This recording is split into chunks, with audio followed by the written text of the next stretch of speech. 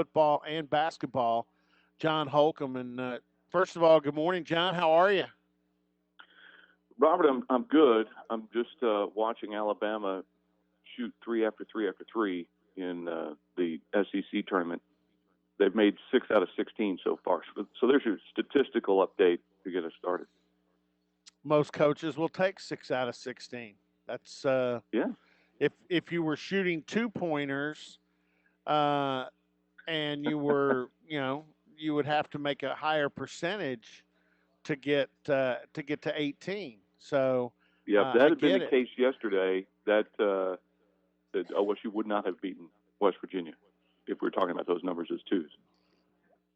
What about while we're on that? What about McBride? The last two games with Oklahoma State, McBride, I'm is he over? He was over yesterday. I think he was over Saturday. Yeah, I think you're right. And, that's he can shoot it when he's in rhythm. And he had, I think, one, maybe two open looks from behind the arc yesterday. One of them was top of the key that I just thought, okay, yeah, you've done a good job on him second half, but this one's going down. And it didn't. That one kind of surprised me. I think he Well, came out fired up yesterday because he wasn't his normal self on Saturday in Morgantown, but the Cowboys had something to do with that. yeah.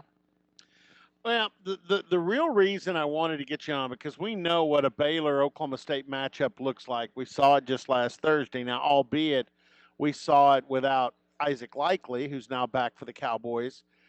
But I wanted to get, uh, yesterday I know Holly Rowe told a lot of the country, I guess for the first time, nobody had asked how the setup is in Kansas City. The Big 12 basically got one hotel for the men, one for the women. Each team has a floor. They have a common room where I guess they can go eat together if they choose to, or the meals can be taken to the rooms. They have that same common area for meetings. And even they tried to give each team enough room where they could do some walkthroughs and so forth. But everybody on their own floor, everybody um, we saw the security coming into the arena for the teams. We know the capacity is reduced. We know you're up on, instead of on the floor, the media is up on a higher level, up on the concourse level, somewhere like that.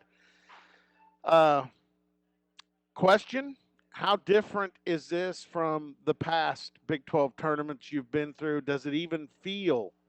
Because there's no, press conferences. You're still doing Zoom conferences. How does this feel? Well, different to be sure. But I also think that, over the last year, everyone has had to adapt to what you can and can't do.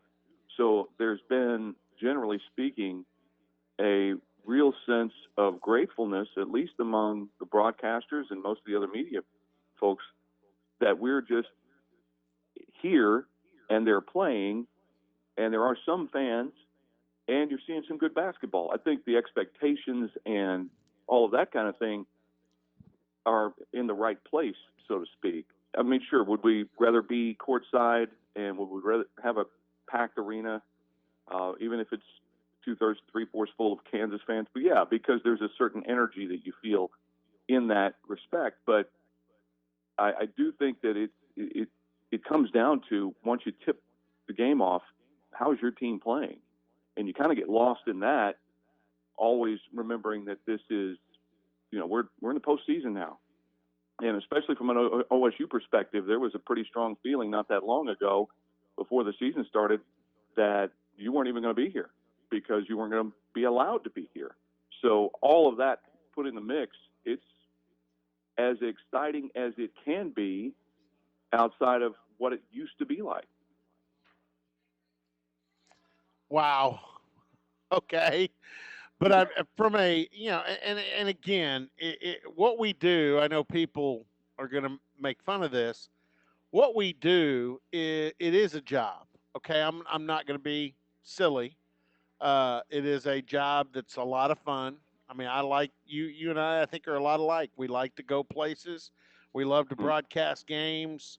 Is it like going out and digging fence posts. No, it's not. Um, but from a standpoint of doing your job, and I said this to the audience earlier. Right now, I can't imagine that with what they're doing with the Zoom conferences, different seating. You don't have these press conferences. Can't go in the locker rooms. Um, press conferences in the postseason. 3 or 4 players and a coach with a moderator in a big room like that. I mean, you can get a lot of information, out of those and so forth. Um, it's easier to cover these at home. I know you're there. I know you chose to be there, and I understand why you wanted to be there. But honestly, it's easier to cover these at home. Oh yeah, of course it is. And I would be lying to you if I told you that I dislike wearing like a golf shirt and a half zip instead of a coat and tie, which has been the standard for Dave and for me, and was the standard even prior to Dave taking over OSU broadcast. You kind of have some pride in that, but everything has been relaxed. Um, yeah, it's easier to cover it at home. You mentioned the podium with the coach and 3 or 4 players. The other thing that I really miss about this is access to the locker room. I mean, you normally don't get that during the regular season. They'll bring, Right. say, Coach Boynton and a couple of players into the media room to do that. But in the Big 12 and the NCAA's, you get a certain amount of time where you can go into the locker room, and that's where you really get a deeper sense of the feel among the team and the emotion. And it's fairly obvious if you have a close game and you either win that close game or you lose that close game, that there's like a surge of emotion one range or the other. But, other than that, if you've kind of been watching a game and you've been talking about a certain guy and you can't really tell maybe what may be a little off or why he was on, that's where you get an even better sense of, okay, this makes sense because you can get it from that. And you miss that. That said, I mean, having the access, period, whether it's Zoom or whatever, is tremendous. But that's what I really miss. And in terms of our broadcast position, just so people know if they care, the lower level, of course, normally courtside, but the lower level, we're at the top of the lower level and kind of in a corner. And it's a decent vantage point and probably closer than I thought we were going to be. And then they put the rest of the media, if you're not calling a game, then you're way up on the 7th floor of the T-Mobile Center in what was built. When it was built, they built it thinking NHL hockey, and Yeah. they Hockey press box. think of the upper reaches of Chesapeake Arena, and that's where everybody else is. And the noise level up there when they participate in a Zoom is distracting. They need to mute themselves. I'm just saying that from being on the Zoom yesterday. All right, couple of quick things for John Holcomb. We'll let him go. Did you? I mean, I know you're covering Oklahoma too for Channel 6 and Channel 9. I mean, did you stay last night and watch the nightcap? I watched it on TV, the Texas Tech game, which was just kind of like a rock fight, man. And what's downtown like around the T-Mobile Center? What's it like? Well, it's compared to past years. They have that fan fest where they've got like an outdoor basketball court and all that right on the street where they still have the street blocked off on that main entrance to the arena, but there's nothing out there. There are some fans. 3,300, I think, is the max that they're allowing in the arena. Right. Most of, if not all of the restaurants and other stores in the Power and Light District right there are open, but it's obvious it's not even close to the crowds that you've been used to seeing around there. So it's got a ways to go, but I mean, it's still at least there's some atmosphere. Well, again tonight, the first game, 5:30, is Oklahoma State and Baylor from there at the T-Mobile Center. And I'll finish with this. I personally, I kind of have a good feeling about this. I think, Isaac Likely is a little bit of a change up for Baylor to deal with. Um, Watching both games yesterday, I don't think either Oklahoma State or Baylor played their best, but I really feel like if Oklahoma State plays, if they could just improve a little bit, just a little bit from 20 turnovers, which they really kind of been averaging, and they can get that down to 15 or 16, that's not a lot. 4 turnovers, erase 4 turnovers. I kind of like the Cowboys' chances. I think, I think, I guess Dumb and Dumber. I think there's a chance, and it's better than what you might think. Yeah, you mentioned the turnovers, and that's what I was going to go to.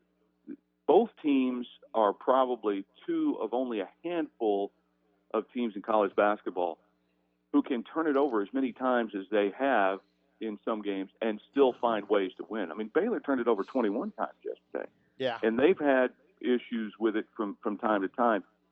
They got away with it yesterday, well, because they're really good in the backcourt, but also because, in part because Kansas State doesn't have the length and size in the backcourt or across say 1 through 4 that Oklahoma State has.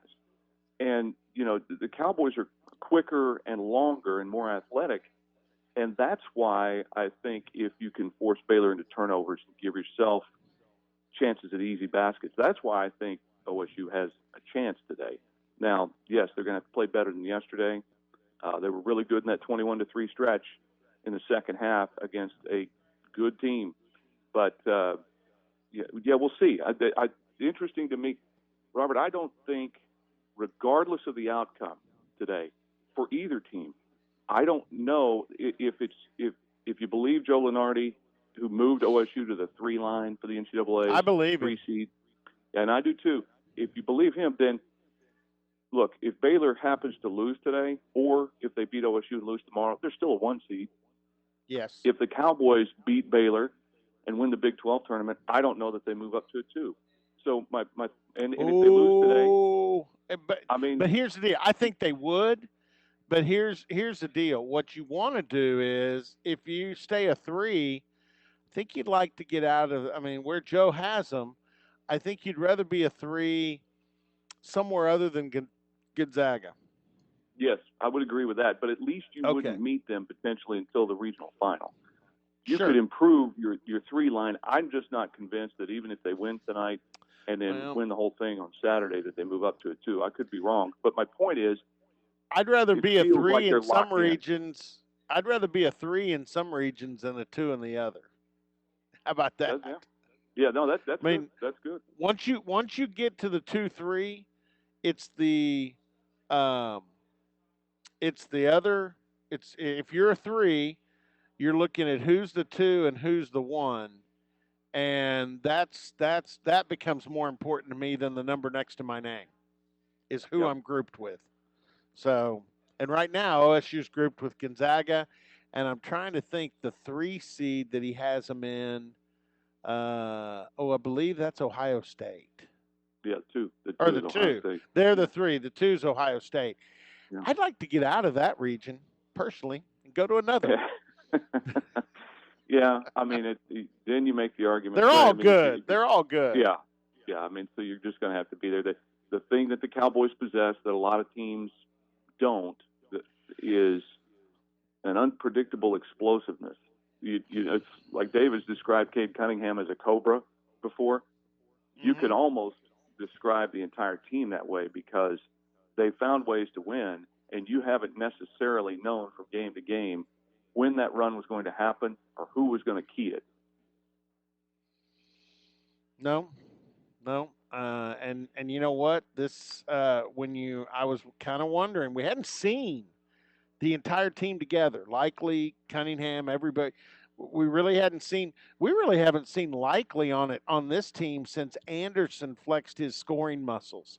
And now that we saw the whole package together yesterday, for the first time, I think it's only going to get better. I think everybody's going to, I put it this way. This team is different than even where they were in early February, mid-February. They have really changed their stripes. And if you can change your stripes and get better, those are the kind of teams that tend to make noise in the NCAA tournament. So I think Oklahoma State's in a good place. I think they've got a coach that's even more comfortable in his own skin than he has been in his career. I just think they're blooming. How about that? That's a good word. The Cowboys are blooming at a good time. I like that a lot. I don't know that Cowboys bloom. That's more of a flowery thing. But let's put it this way. I like this better. You know, when they're out on the range cattle driving, these Cowboys have got a shower and cleaned up at the right time. I like that better than blooming. Yep, yeah. I always like a good shower story. You know. I'm just digging my hole deeper here at Bad Brad's. But with that, we're going to let John Holcomb go. But, yeah, I wanted to get a feel for you that – let me put it this way. I'm going to guess you hope that someday you can go back to Kansas City and it be more like it used to be. Yes, although I'm very thankful that I finally yesterday got to see Cade Cunningham play a game in person. That was kind of fun. They were talking a lot about that. Holly was talking about that, or no, Ari, and when you were on the other day on Big 12 this morning after you were gone, they were like, wow, we didn't even think of that. He does the Cowboy games, and he's never seen Cade Cunningham play in person, which was – and here, I'll leave you with this. Here is something from the pandemic I think is not going to change. I don't think we'll see coaches go back to coat and ties. I think the Mike Boyntons, the Lon Krugers, obviously Huggins was there before. Well, I was going to say, if he's in charge of it, then, yeah, there's no chance whatsoever. No, I think they're going to stick with more of the casual approach, which could cause some coaches, like one who has a birthday today, to roll over in his grave. Eddie Sutton, birthday for Eddie Sutton today. That's right. Eddie's birthday. So, and Eddie was one that was comfortable, and I think Eddie liked wearing the coat and tie, but the days of Tom Landry and Eddie Sutton, I think, are passing, and I think we're going to stay more casual. So, well, bring on the golf shirts and half zips. I'm all about it. I know you are. Me too.